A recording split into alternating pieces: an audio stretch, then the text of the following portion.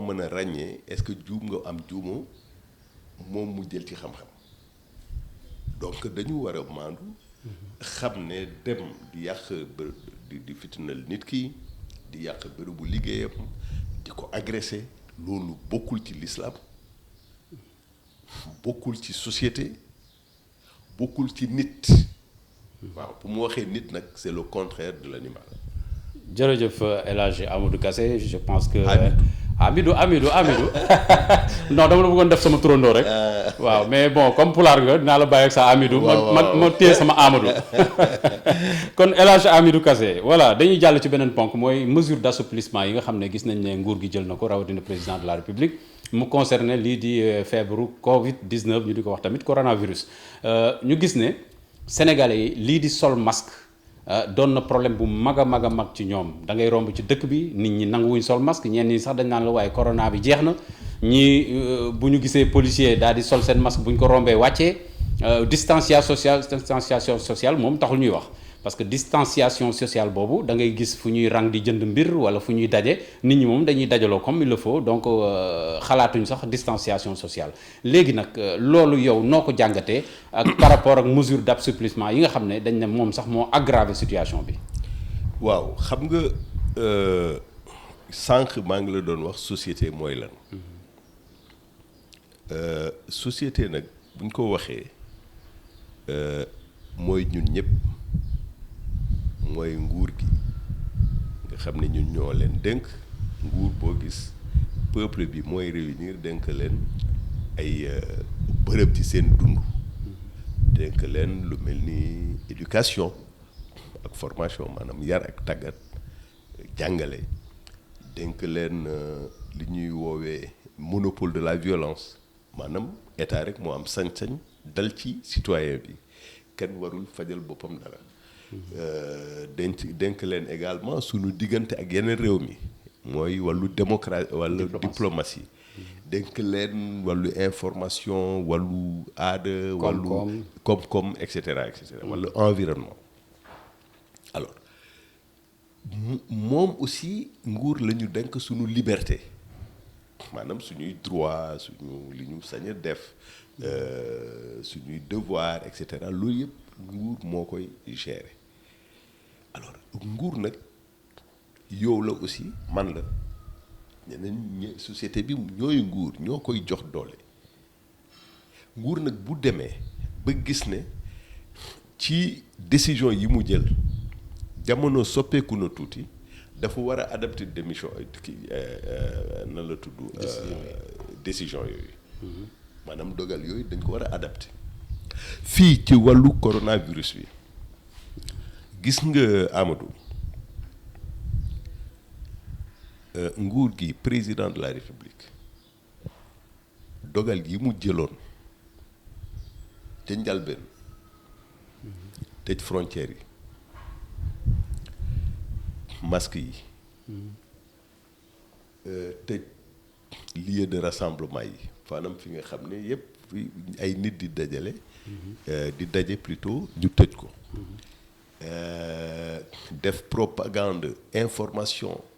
sensibilisation yéen nit ñi ci raxas loxo yi ak saabu ak gel hydroalcoolique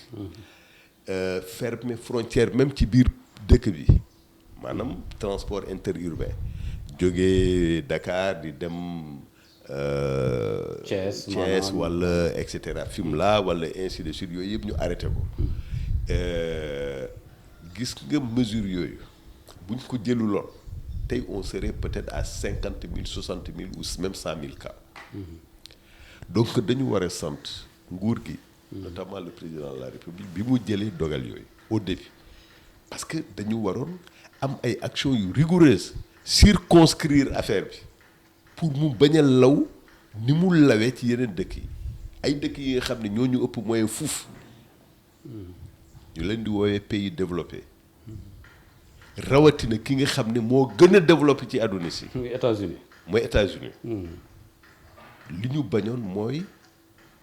mbas mi di fi law ni muy layee foofu ak yeneen dëkk loolu nag mesures yi la les mesures du début mais société boo gis ak nit boo gis day am benn jamono bi nga xam ne dootul àttan di wéy ci liñ ko tere dootu ko àttan loolu ci nit la dafa mel ni yow nga toog fii ñu noot la à un moment dina am benn jamono da ngay fipp waaw da ngay fipp da ngay bañ loolu nag intérêt nguur maanaam l'art xarañ l'art d'un pouvoir mooy anticiper avant loolu du xew parce que loolu bu xewee ñaar moo mën a am benn bi nit ñi fipp nga dal ci ñoom réprimer leen loolu du solution beneen bi mooy bañ nañu nga bàyyi muy wéy mooy perte d'autorité maanaam nguur gi dootul am autorité donc ñaar yëpp baaxul moo tax ñuy anticiper président de la république ak nguur bu demee ba am ay information ay xibaar yu wóor day sukkandiku ci xibaar yooyu jël ay décision anticiper ko maanaam avant yi may wax di ñëw moom mu anticiper mooy assouplissement mesures yi dogal yi moo tax ñu ubbi jàkk yi ubbi lieu de culte yi comme église ba pare lever couvre-feu bi ak état d'urgence bi loolu yëpp pour que ne yi ma waxoon léegi dal ci nit ñi n'est-ce pas walla bàyyi affaire anarchie bi di kii yooyu yëpp ñu bañ ñu ci fekk moo tax ñu jël mesures yi mais mesures yi boo ko jëlee discours bi mooy que ne léegi ñun société bi ñoo war a gérer mbir mi maanaam soxlatuñu fu nekk ñu def ko alkaati responsabilité communautaire mooy ku nekk xam li la war def ko d'autant plus que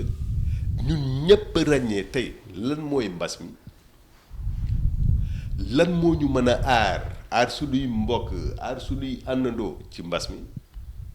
lan la ñu war a def xam nañ ko ñëpp ko xam moo tax ñu ne responsabilité individuelle ku nekk def li la war responsabilité collective ñun ñëpp ñu def li ñu war parce que mënatuñu continuer di te policier citoyen parce que mënoo jël aussi chaque citoyen boole ko ak policier mu koy surveiller te responsabilité collective ak individuelle donc président bàyyiwul kenn et puis aussi waxul ku nekk defal li la neex non dafa ne dañuy assouplir mesures yi mais ba pare nag léegi responsabilité individuelle et collective ñun ñëpp ñu jël ko. waaw léegi responsabilité individuelle boobu est-ce que warul laa ànd ak benn sensibilisation bu am solo boo xam nit ñi daañ gën a prendre conscience. am na sensibilisation. waaye loo gis aussi contexte la gis nga keroog ñëpp soloon ay masque ñu dem ba jëmmi jamono Sénégal dafa bari ñu am asthme dafa bari ñu am yeneen maladie respiratoire dafa bari ñi am allergie et puis tàngaay bi ñëw masque jafe pour sol ko parce que boo seetee li ci gën a bari ay masque tissu la waaw li may wax nag du caaginu c'est pas une raison pour ñu bañ a sol masque au contraire war nañu sol masque parce que masque bi moo ñuy aar. rawatina bu ñu nekkee ci mbooloo. rawatina bu ñu nekkee ci mbooloo. masque bi moo ñuy aar distance physique bi également daf ñuy aar ndaxte dañu ne mbas mi ni muy jógee ci nit dem ci keneen dafa yomb bu ngeen jegee nii matul 1 mètre wala li ko ëpp nit ki bu waxee day am ay gouttelettes maanaam li gën ci gémmiñ bi wala ba tisooli mu tisooli wala mu sëqët am li gën ci bakkan bi wala ci kii dal yow nga xamte amoo feebar bi. moo tax ñu ne distance physique raxas loxo yi également ak saabu wala gel hydroalcoolique alors yooyu yëpp ay mesures la yi nga xam ne moo ñu mën a aar sunu famille aar sunuy mbokk mais li ñu remarqué tey mooy c'est surtout les jeunes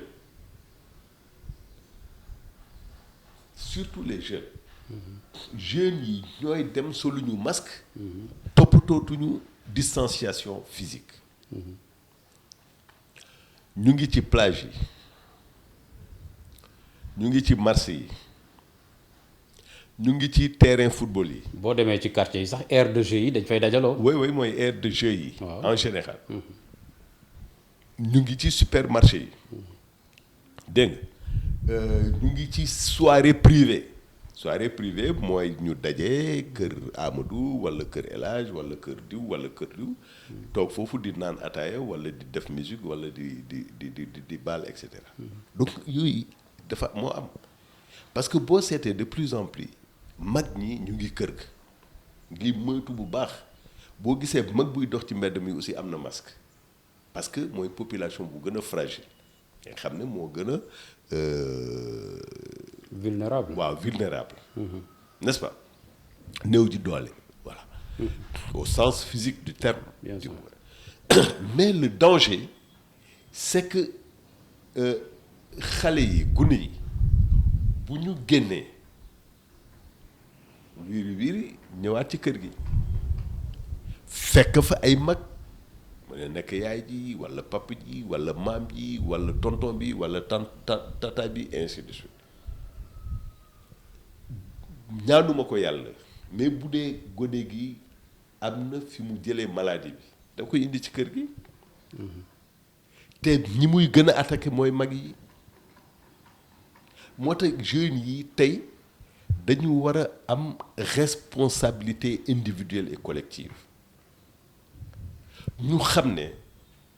ah am nga sa liberté waaye sa liberté waroo ko exercer ba di dal ci liberté keneen muy sa mbokk muy waa ji bi ngay romb nii c'est une ça loolu aussi responsabilité la maanaam dañu war a xam ne loolu jeunes yi ci seen bopp ñoo ci war a jël conscience jël ay mesures pour protéger seeni parents seeni wayjur ak wayjur ñeneen ñi. boobu benn la beneen bi il faut ñu def attention di nga dégg yenn saa yi ñu ne way mbas mi du attaquer jeunes yi bu leen attaquer aussi dañuy wér non c'est pas vrai. du dégg de am na ay dëkk ay comme Canada yooyu gis nañ ne 16 ans ba 30 ans 34 ans 35 ans mbas mi di leen di attaquer di ci rey ay nit. France boo fa demee aussi am na ay jeunes yi dem Sénégal keroog benn jeune 24 ans la dem parce que d'autant plus que nit ki mun nga am 16 ans mun nga am 17 ans mun nga am 30 ans bañ a xam ne am nga pathologie am nga beneen maladie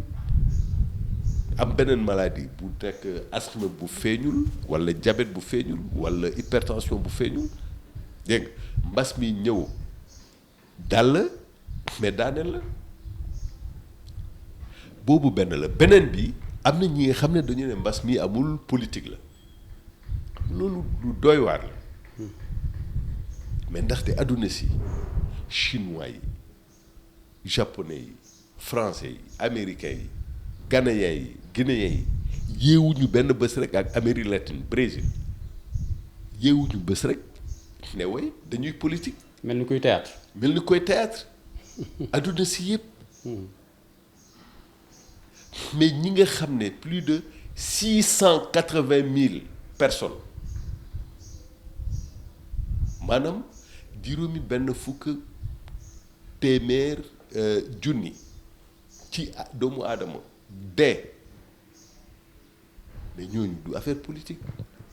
yéewuñu rek ne way mbas mi bon loolu noonu li politique la. mais politique sax à quelle fin. mais dëkk waaye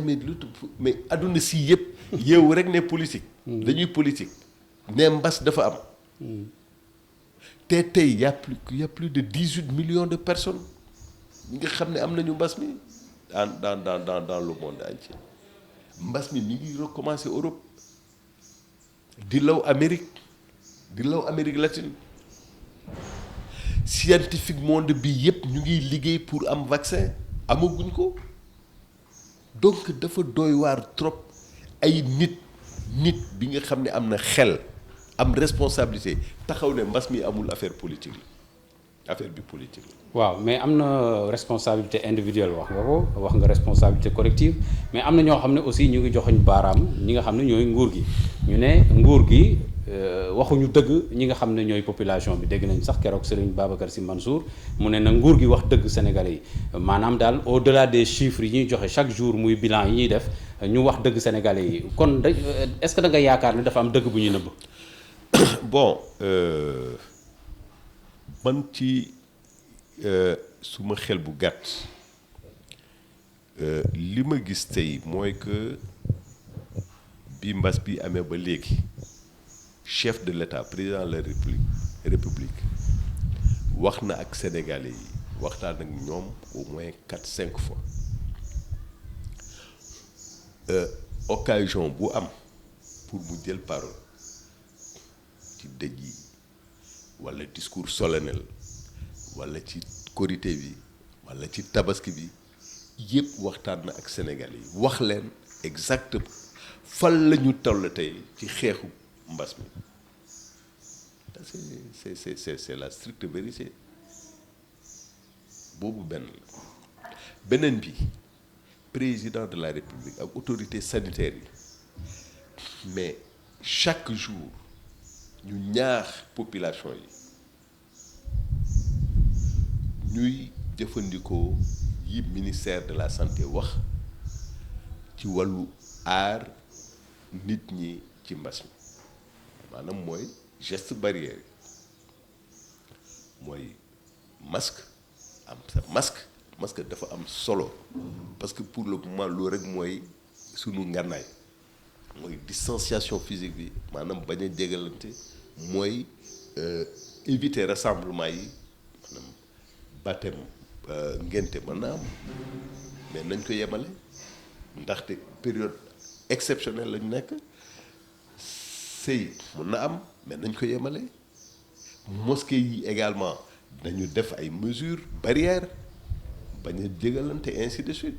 lieu de culte yi de façon générale ñu éviter rassemblement yi ci dëj yi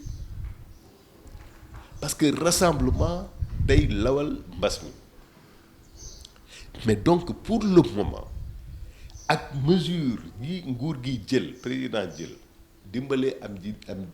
néew ji doole yi mais foofu la ñu war a mënul def leneen kenn mënul def leneen boo seetee États-Unis ñoo ñu ëpp moyen fuuf mais ni muy lawee foofu musiba la. est-ce que yaakaaroon na ñiy wax loolu xalaatuñ ne chiffres yi ñuy joxe c'est revu à la baisse est-ce que ñiy faatu ci Covid bi ëppul li nga xam ne mooy lim bi ñuy joxe est-ce que du loolu lañ bëgg a wax ñoom. non loolu aussi am na ñi nga xam ne ay dañuy am feebar bi bañ a dem hôpital dafa am certainement xaw ma ci dara mais war na am nga xam ne dañuy ragal bu ñu demee hôpital ñu ne Covid moo leen rey ñu stigmatiser leen ñu toroxal leen mais loolu bu amee aussi du caaginu nguur gi c'est pas de la responsabilité de l'État maa ngi la doon wax état yow la man la responsabilité collective ak individuelle la maanaam ku nekk def li la war. maanaam ñi nekk ci kaw daal njiit lañu rek. mais ñi nekk ci kaw njiit lañu da nga foog ne président de la république mun na ne police dem leen ci biir kër yi xam li fa xew. loolu dootul état de droit li ñu mën kay mooy informer nit ñi ñaan aussi sunu kilifa diine yi responsable parti yi responsable syndicat yi njiitu association jeunes yi mel ni ONCAV wala ODCAV wala fédération football laajte ñaan ko mbootaay yi aussi ci biir gox yi bajenu gox yi ainsi de suite ñaan ñëpp pour que ku tekk ci di sensibiliser ñi la jege di def en sorte aussi que ñi nga xam ne gëmuñ na mbas mi am na ñu xam ne mbas mi am na te mbas mi du dal keneen rek mun na ma dal mun na dal kii diw wala diw wala diw le malheur n'arrive pas qu'aux autres l'enfer c'est pas que les autres donc il faut que ñun ñëpp ñu jublu ci. Je crois que journalistes yi def nañu seeni devoir parce que depuis quand même mbas mi ba léegi dëgg journalistes yi médias yi taxaw nañ ci lu bari voilà donc sénégalais yi léegi ñoo war a jël encore une fois seeni responsabilité ñu xam ne autant mbas mi di fi yàgg autant malheureusement ñi ñu jege ñoo ciy dem wala ñun ci suñu bopp dem ci mais et puis day yàqal koom-koomu réew mi day yàq image réew mi voilà day yàqal société bi